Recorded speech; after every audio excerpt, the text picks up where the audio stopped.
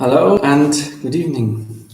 I welcome you on this Thursday evening at our another session of Once Upon a Time, in which we are sort of thinking about different stories from the Bible that lead to prayer. And the point of this session, of this reflection, is really to see how much the prayer depends on the life of people, and how much it's integrated with what they do, how they're feeling, what they want to say to God. For tonight, I have chosen a beautiful story that is particularly useful, or might be particularly important for the young people, especially if they're thinking about marriage, because this is almost a love story. It's very romantic, but in the same time very adventurous. So I would like to tell you a bit about this story. Well, the story that I'm going to talk about is the book of Tobias. It's not that long story, but it tells the journey of a young boy assisted by an angel. How did it start? There was a man living with his wife. His name was Tobias, and he had some money deposited with his friend a long way away from his home. And once it happened that he was simply having a recreational time outside, and the birds literally pulled on his eyes, and he lost the eyesight. He didn't know what to do really, because he needed this financial support, and he couldn't go himself to collect this money. So he sent his son that he might bring this money. And his son obviously was very willing to do it, but journeying in these days wasn't as easy as it's in our times, and it was dangerous. That's why Tobias was praying to God that he might protect his son on this journey. And obviously this son, being protected by God, was assisted by a man that turned out later on to be an angel. And they are going through different sort of dangerous situations, different sort of adventures. And eventually, young Tobias, because he was having the name of his father, eventually this Tobias reaches the house of the friend of his father, and everything is going towards the happy end. And it's even greater that Tobias meets the daughter of the friend of his father, and he falls in love with her.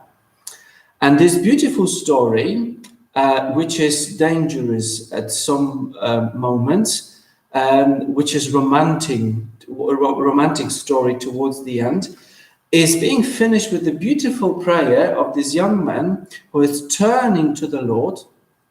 And I'm not going to read out all this story, but I'm going to point out something very, very important. So this prayer is called Tobit's Song of Praise.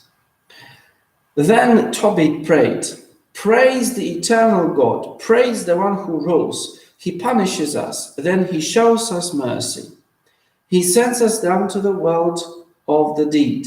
Then he brings us up from the grave. No one can escape his power.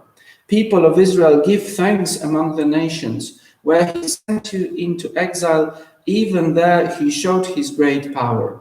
Let all who live hear your praise. The Lord our God is and Father forever. Though he punished you for your wickedness, he will be merciful and bring you home from among the nations where he scattered you. Turn to him with all your heart and soul. Live in loyal obedience to him. Then he will turn to you to help you and will no longer hide himself. Remember what God has done for you and give thanks with all your heart. Praise the righteous Lord. Honor the eternal King." And this praise of Tobias lasts on and on. The whole chapter is one big praise of Tobias. And basically, Tobias in his prayer is talking about two things. In the Old Testament, a long time before Jesus, people were thinking that when something wrong happens, God punishes them for the wrongdoings that they did. They were thinking that God can actually be cruel.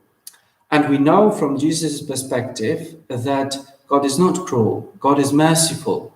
But it doesn't mean that sometimes he doesn't put us to different challenges.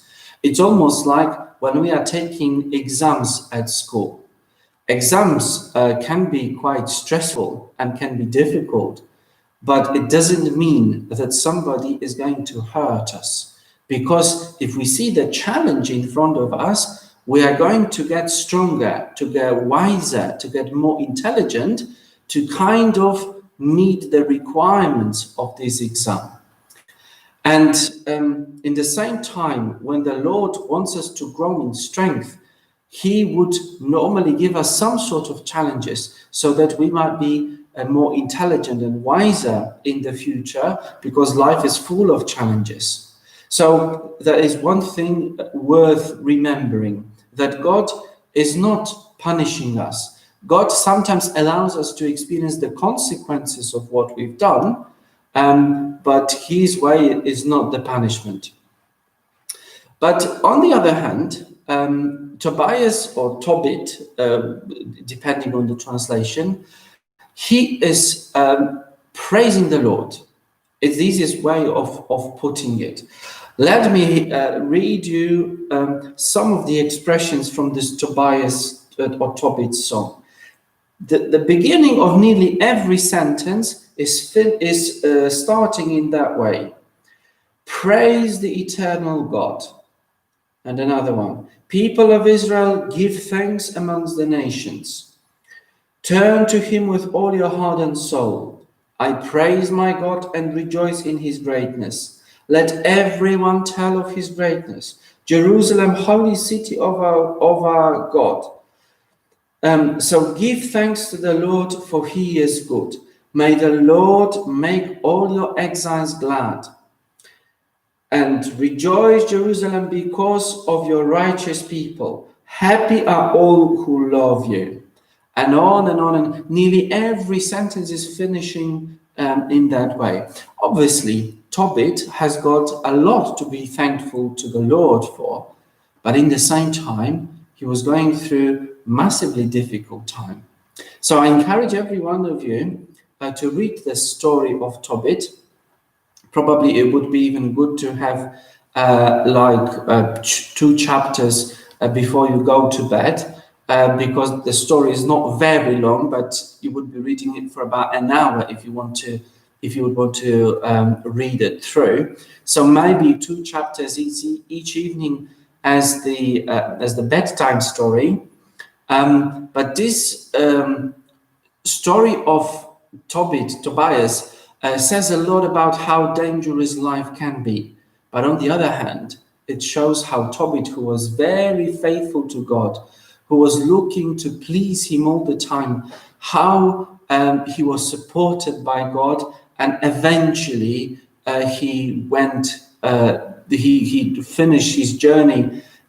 He collected the money for his father.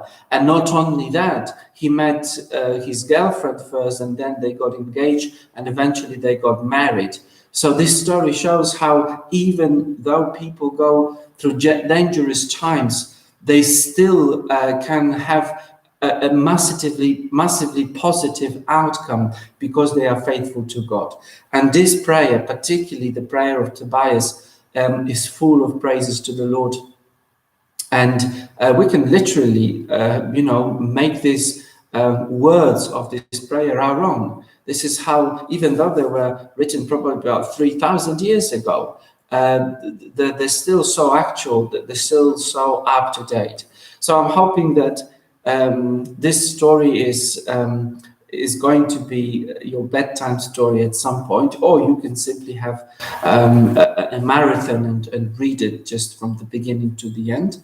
the book of Tobit or Tobias, depends on which translation you're using. And there is a little puzzle. Actually, everyone should know the answer. I said that this is not only the adventurous story, but it's also a romantic story. And when Jesus was on his journey, he also attended one wedding. And the question is, where was this wedding? There's a particular mention about the wedding that Jesus attended at the beginning of the Gospel of St. John. Where was it? So I'm hoping that even the youngest generation would know that. The teenagers definitely should know that. So that's the puzzle for tonight, if you want to contact me through your parents. So that's all I have prepared for tonight. I hope that you are going to enjoy Once Upon a Time with Tobias throughout the week. So hopefully we are meeting next week on Thursday at the same time. God bless you now. Bye-bye.